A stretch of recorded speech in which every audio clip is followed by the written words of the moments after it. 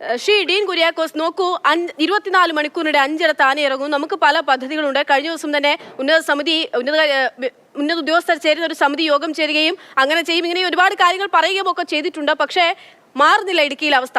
എന്ത് ചെയ്യാനാകും? ഈ ഗവൺമെന്റിന് ഇത് സംബന്ധിച്ച് യാതൊരു നയവുമില്ല എന്നുള്ളതിന്റെ തെളിവാണല്ലോ ഇത്. അത് പറയുമ്പോൾ വെറുതെ കുട്ടിതപ്പെട്ടിട്ട് യാതൊരു പ്രയോജനമില്ലല്ലോ. ഗവൺമെന്റ് എന്നുള്ള നിലയിൽ സമ്പൂർണ്ണമായി പരാജയമാണ്. ഇത് ഇതിനെ തുടങ്ങിയ വിഷയമല്ല. ആ കാര്യത്തിൽ ഞാൻ അംഗീകരിക്കുന്നു. ഈ ഗവൺമെന്റ് 8 വർഷക്കാലമായി കേരളം ഭരിച്ചുകൊണ്ടിരിക്കുകയാണ്. ഒരിക്കലെങ്കിലും ഒരു വിജയിപ്പിച്ച ഒരു പദ്ധതിയുടെ പേര് പറയാവോ? പ്രതിരോധ പ്രവർത്തനത്തിന്റെ കാര്യത്തിൽ ജനങ്ങളുടെ ജീവനും സ്വത്തിനും സംരക്ഷണം കൊടുക്കേണ്ടത് ഗവൺമെന്റാണ്, അല്ല കോടതിയല്ല. എന്തിനാ കോടതിയെ പഴിക്കുന്നത്? കോടതിയിലേക്ക് ഈ വിഷയം കൊണ്ടുവരുന്നത് എപ്പോഴാണ്? ഗവൺമെന്റ് പരാജയപ്പെടുത്തിയെടുത്താണ്. അപ്പൊ അതിന്റെ പേരിലാണ് കോടതി പല ആവശ്യവും അനാവശ്യവുമായിട്ടുള്ള പല പരാമർശങ്ങളും നടത്തിയിട്ടുള്ളത്. അതിന് കോടതിനെ പറ്റിയിട്ട് എന്തെങ്കിലും പ്രയോജനമുണ്ടോ? അപ്പൊ ഗവൺമെന്റ് എന്നുള്ള നിലയിൽ ജനങ്ങളുടെ ജീവനും സ്വത്തിനും സംരക്ഷണം കൊടുക്കാൻ ഒരു പൈസ മുടക്കത്തില്ല. നമ്പർ 1. ഒരു പദ്ധതിയും വിജയിപ്പിച്ച് നടപ്പിലാക്കിയിട്ടില്ല. ഇപ്പൊ മാങ്കുളത്ത് UDF ഗവൺമെന്റ് കാലഘട്ടത്തിൽ ക്രാഷ് കാർഡ് ഫെൻസിങ് ഏർപ്പെടുത്തി. അതിന് കുറച്ച് പണം മുടക്കുന്നുണ്ട്. ആ പണം മുടക്കാൻ ഇടതുപക്ഷ ഗവൺമെന്റ് തയ്യാറായിട്ടില്ല. അപ്പൊ അതിന്റെ പേരിൽ ഏറ്റവും കൂടുതൽ കാട്ടാന ആക്രമണവും വന്യജീവി പ്രശ്നവും ഉണ്ടാകുന്ന മൂന്നാർ, ചിന്നക്കനാൽ ഉൾപ്പെടെയുള്ള പ്രദേശങ്ങൾ, ഉടുമ്പൻചോല താലൂക്കിന്റെ ഏറ്റവും അവസാനത്തെ ഭാഗത്തും അതോടൊപ്പം തന്നെ ദേവികുളം താലൂക്കിന്റെ മിക്കവാറും വരുന്ന മേഖലകളിൽ തുടർച്ചയായ അതിക്രമമാണ് വന്യമൃഗങ്ങളുടെ ഭാഗത്തുനിന്ന് ഉണ്ടാകുന്നത്. അതായത് ഇപ്പോൾ ജോയ്സ് ജോർജ് അദ്ദേഹം സംസാരിച്ചപ്പോൾ അദ്ദേഹം സൂചിപ്പിച്ച ചില കാര്യങ്ങളുണ്ട്. താൻ MP ആയാൽ അദ്ദേഹം എന്ത് ചെയ്യുമെന്നതിനെ പറ്റി അദ്ദേഹം പറഞ്ഞിട്ടുണ്ട്. കഴിഞ്ഞ 5 വർഷ കാലയളവിൽ ഡീൻ ആയിരുന്നല്ലോ അവിടെ MP. സ്വാഭാവികമായിട്ടും ജോയ്സ് ജോർജിന് അങ്ങയോട് ആ ചോദ്യം ചോദിക്കാമെന്ന് എനിക്ക് തോന്നുന്നു. ശ്രീ ജോയ്സ് ജോർജ്, അങ്ങ് കേൾക്കാമെങ്കിൽ ഡീനോട് നേരിട്ട് തന്നെ ആ ക്വസ്റ്റ്യൻ ചോദിക്കാം. ഇല്ല, ഞാനിതിനകത്ത് 2 സ്ഥാനാർത്ഥികൾ തമ്മിലുള്ള ഒരു ചർച്ചയായോ അല്ലെങ്കിൽ എന്ത് ചെയ്തു എന്ത് ചെയ്തില്ല എന്നതിനെ സംബന്ധിച്ചൊരു തർക്കമായോ ഇതിനെ ഒരു രാഷ്ട്രീയ വിഷയമായോ ഉയർത്തിക്കൊണ്ടുവരാൻ ആഗ്രഹിക്കുന്നില്ല. കാരണം ഇത് മനുഷ്യനെ ബാധിക്കുന്ന, ഞാൻ ഉൾപ്പെടെയുള്ള മലയോരത്ത് ജീവിക്കുന്ന ഒരാളാണ്. ഞാൻ അവിടുത്തെ ജനങ്ങളുടെ എന്നെ കൂടി ബാധിക്കുന്ന ഒരു വിഷയമാണെന്ന് വിഷയത്തിനകത്ത് ഏറ്റവും ഗൗരവമായി ശാസ്ത്രീയമായി ഇതിനെ പഠിക്കുകയും ഇതിന്റെ നിയമവശങ്ങളും ശാസ്ത്രീയ വശങ്ങളും പഠിച്ചുകൊണ്ട് കോടതിക്കകത്തും കോടതിക്ക് പുറത്തും പൊതുമണ്ഡലത്തിലും നിങ്ങളുടെ മാധ്യമങ്ങളോടുമൊക്കെ നിരന്തരമായി സംസാരിക്കുകയും തർക്കിക്കേണ്ടടുത്ത് തർക്കിക്കുകയും ഇടപെടേണ്ടടുത്ത് ഇടപെടുകയും ഗവൺമെന്റുകളോട് പ്രതിഷേധിക്കേണ്ടടുത്ത് പ്രതിഷേധിക്കുകയും ഗവൺമെന്റുകൾ കാണിക്കുന്ന തെറ്റുണ്ടെങ്കിൽ അത് ഇടതുപക്ഷമോ വലതുപക്ഷമോ എന്ന് നോക്കാതെ അതിനെതിരെ പ്രതികരിക്കുകയും നിലപാട് സ്വീകരിക്കുകയും ഒക്കെ ചെയ്തു പോകുന്ന ഒരാളാണ് ഞാൻ. അപ്പൊ അതുകൊണ്ട് ഇതിനെ അങ്ങനെ തർക്കിക്കേണ്ട ഒരു കാര്യമല്ലല്ലോ. ഇതിനകത്ത് ആര് ചെയ്തു ആര് ചെയ്തില്ല എന്നുള്ളതല്ല. പിന്നെ രാഷ്ട്രീയമാണ് പറയുന്നതെങ്കിൽ കൃത്യമായി ഇതിനകത്ത് നിലപാടുകളുണ്ട്. അതിനകത്ത് LDF ഗവൺമെന്റിനും UDF ഗവൺമെന്റിനും ഒക്കെ എടുത്ത നിലപാടുകളുണ്ട്. ആ നിലപാടുകൾക്കകത്ത് ഈ വിഷയത്തിന് പരിസ്ഥിതി സംരക്ഷണവും വന്യജീവി സംരക്ഷണവുമായി ബന്ധപ്പെട്ടിട്ട് ജനങ്ങളുടെ പക്ഷത്ത് നിന്ന് നിലപാടുകൾ എടുത്തിട്ടുള്ളത് ആരാണെന്നൊക്കെ ഇപ്പൊ പാർലമെന്റ് ഇലക്ഷന്റെ പശ്ചാത്തലത്തിലാണ് നമ്മൾ സംസാരിക്കുന്നത്. ഇടുക്കിയിലെ ജനങ്ങൾക്കറിയാം. മറ്റതിനപ്പുറത്തേക്ക് ഒരു വലിയ ചർച്ചയിലേക്ക് പോകുന്നതിന് ഞാൻ പറഞ്ഞല്ലോ, ഞാൻ തെരഞ്ഞെടുപ്പ് പ്രചരണവുമായി ബന്ധപ്പെട്ട് പ്രചരണത്തിന്റെ നിന്നിട്ട് ആളുകളുടെ ഇടയിൽ നിന്നിട്ടാണ് സംസാരിക്കുന്നത്. അപ്പൊ എനിക്ക് അതിൻ്റെതായ ചില പരിമിതികളുണ്ട്. പക്ഷെ അപ്പോഴും ഒരു കാര്യം ഞാൻ പറയാം, ഈ LDF ഗവൺമെന്റ് കഴിഞ്ഞ 8 വർഷക്കാലമായി പ്രവർത്തിക്കുകയാണ്. അതിനകത്ത് 3 വർഷക്കാലം പാർലമെന്റ് അംഗം എന്ന നിലയിൽ ഞാൻ ആ ഗവൺമെന്റിനൊപ്പം ചേർന്ന് പ്രവർത്തിച്ച ഒരാളാണ്. ആ ഘട്ടത്തിൽ ഈ വന്യജീവി ആക്രമണവുമായി ബന്ധപ്പെട്ടും പരിസ്ഥിതി സംരക്ഷണത്തിന് മറവിൽ ജനങ്ങളുടെ അവകാശങ്ങൾ കവർന്നെടുക്കുന്നതുമായി ബന്ധപ്പെട്ടും കൃത്യമായ പദ്ധതികളും നടപടികളും ഇടുക്കി പാർലമെന്റ് മണ്ഡലവുമായും ഇടുക്കി ജില്ലയുമായും ബന്ധപ്പെട്ടുണ്ടായിട്ടുണ്ട്. ഇപ്പോൾ ഈ അടുത്ത ദിവസം തന്നെ 10 കോടി രൂപയുടെ ഹാങ്ങിങ് ഫെൻസിംഗിന്റെ ആ പ്രോജക്ട് കിഫ്ബിയിൽ നിന്ന് ഫണ്ടെടുത്തുകൊണ്ടുള്ള ടെൻഡർ ചെയ്ത് അതിന്റെ നിർമ്മാണ പ്രവർത്തനത്തിലേക്ക് പോവുകയാണ് എല്ലാ സ്ഥലങ്ങളിലും തന്നെ. ഇടുക്കി ജില്ലയുടെ മലയോര മേഖലയിലെ ഈ പറയുന്ന വനാതിർത്തി പങ്കിടുന്ന പ്രദേശങ്ങൾ സംരക്ഷിക്കുന്നതിനുള്ള ഒട്ടനവധി പദ്ധതികൾ നടക്കുകയാണ്. പക്ഷെ ഞാൻ ആദ്യം സൂചിപ്പിച്ചല്ലോ, അതിനകത്തൊരു ഏകോപനത്തിന്റെ കുറവുണ്ട്, അതിനകത്ത് കൃത്യമായ നടപടികളുടെ കുറവുണ്ട്. അതൊരു യാഥാർത്ഥ്യമാണ്. ആ കാര്യങ്ങൾ കൂടി വീണ്ടും പരിഹരിച്ചുകൊണ്ട് പൂർണ്ണമായും പ്രൊട്ടക്ട് ചെയ്യുന്ന നടപടിയിലേക്കാണ് പോകുന്നത്. അതിപ്പോൾ ഭരിക്കുന്ന LDF ഗവൺമെന്റിന്റെ കൂടി പങ്കാളിത്തത്തോടു കൂടി ആ ഗവൺമെന്റിനെ പ്രതിനിധീകരിക്കുന്ന മുന്നണിക്ക് നേരെ ഒരു സ്വയം വിമർശനമായി കൂടി അങ്ങ് ഇതിലെ ഏകോപനമില്ലായ്മയെ ചൂണ്ടിക്കാണിക്കുന്നുണ്ടല്ലേ?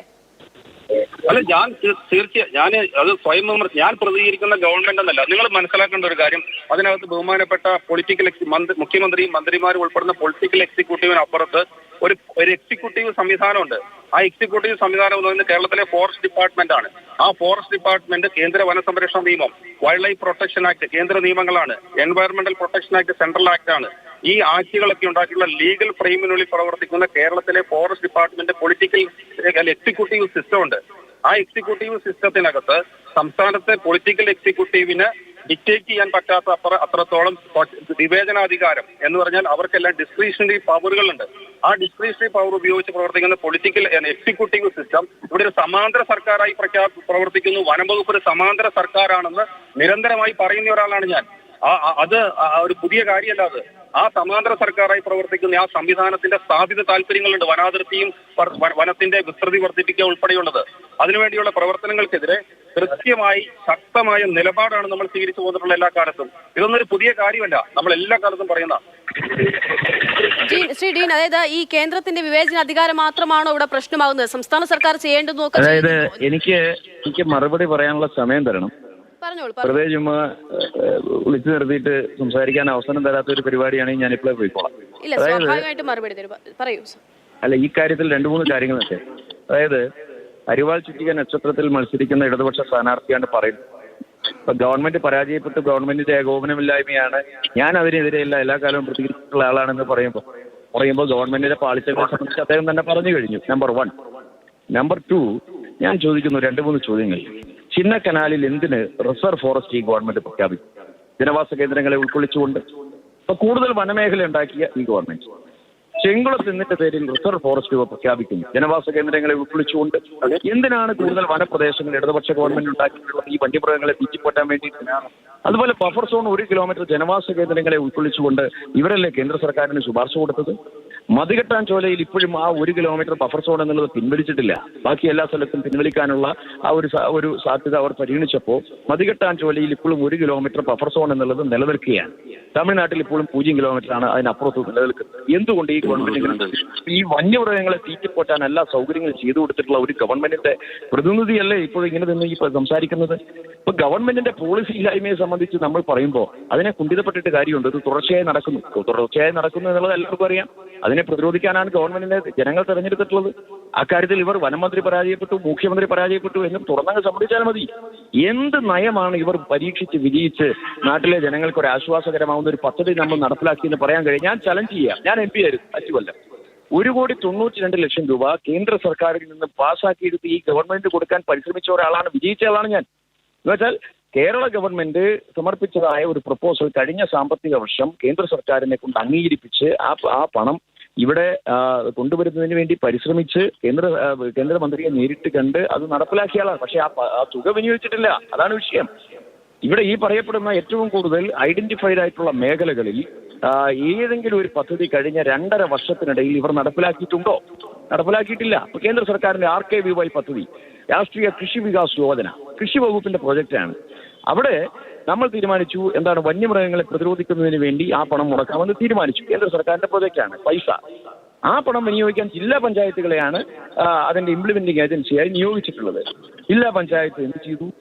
ഇപ്പൊ അവർ പദ്ധതി സമർപ്പിച്ച് ഒക്കെ കൊടുത്തിട്ടുണ്ട്. പക്ഷെ ഇതുവരെയും ആ പണം ഇവിടെ നാട്ടിലേക്ക് എത്തിയിട്ടില്ല. ഈ ഒരു തരത്തിൽ ഈ ഗവൺമെന്റിന് സംഭവിച്ചിട്ടുള്ള വീഴ്ചകളെ സംബന്ധിച്ച് നമ്മൾ തുറന്നു പറയുമ്പോൾ തന്നെ രാഷ്ട്രീയമാണ് എന്ന് പറഞ്ഞ് അപഹസിച്ചിട്ട് യാതൊരു പ്രയോജനമില്ല. ജനങ്ങൾ ഓരോ ദിവസവും കഷ്ടപ്പാടില്ല. ഞാൻ ചോദിക്കട്ടെ, ഞാൻ 3 ദിവസം നിരാഹാരം ഇരുന്നയാളാണ് തെരഞ്ഞെടുപ്പ് പ്രഖ്യാപിക്കുന്നതിന് മുന്നേ. ചോദിച്ചോട്ടെ, ഒരു പാർലമെന്റ് മെമ്പർ എന്ന നിലയിൽ, ഇടുക്കിയെ പ്രതിനിധീകരിക്കുന്ന മെമ്പർ എന്ന നിലയിൽ അങ്ങേക്ക് ചെയ്യാൻ പറ്റുന്നതെല്ലാം പൂർണ്ണമായും ചെയ്തിട്ടുണ്ടെന്നുള്ള ഉറപ്പ് അങ്ങേക്ക് സ്വയമുണ്ടോ? 100%. എന്താ സംശയം? ഞാൻ പാർലമെന്റിന്റെ ശ്രദ്ധയിലേക്ക് ഈ വിഷയം 8 പ്രാവശ്യം കൊണ്ടുവന്നയാളാണ്. മാത്രമല്ല, കൃഷിയിടങ്ങളിൽ ഇറങ്ങുന്ന വന്യമൃഗങ്ങളെ കൊല്ലാനുള്ള അനുമതി കൊടുക്കണമെന്ന് പറഞ്ഞിട്ട് പ്രൈവറ്റ് മെമ്പർ ബില്ല് ഞാൻ അവതരിപ്പിച്ചിട്ടുണ്ട്. വന്യജീവി ഭേദഗതി നിയമത്തിൽ വെർമിൻ ലിസ്റ്റ് എടുത്ത് കളഞ്ഞതിനെതിരെ ശക്തമായ രീതിയിൽ ഞാൻ പ്രതികരിച്ചു. ഇതൊക്കെ ഞാൻ ചെയ്തിട്ടുണ്ട്. അതോടൊപ്പം തന്നെ സംസ്ഥാന ഗവൺമെന്റിനെ സഹായിക്കുന്നതിന് വേണ്ടി കേന്ദ്ര ഗവൺമെന്റിൽ നിന്ന് പണം ഉണ്ടാക്കി കൊണ്ടുവരാൻ വേണ്ടി ഞാൻ പരിശോധിച്ചിട്ടുണ്ട്. ശരി, ഒരുപാട് നന്ദി ശ്രീ ഡീൻ കുര്യാക്കോസ്. ഒപ്പം തന്നെ ജോയ്സ് ജോർജ്. 2 സ്ഥാനാർത്ഥികൾ കൂടിയാണ് ഇപ്പോൾ നമ്മളോട് പ്രതിനിധീകരിച്ചത്.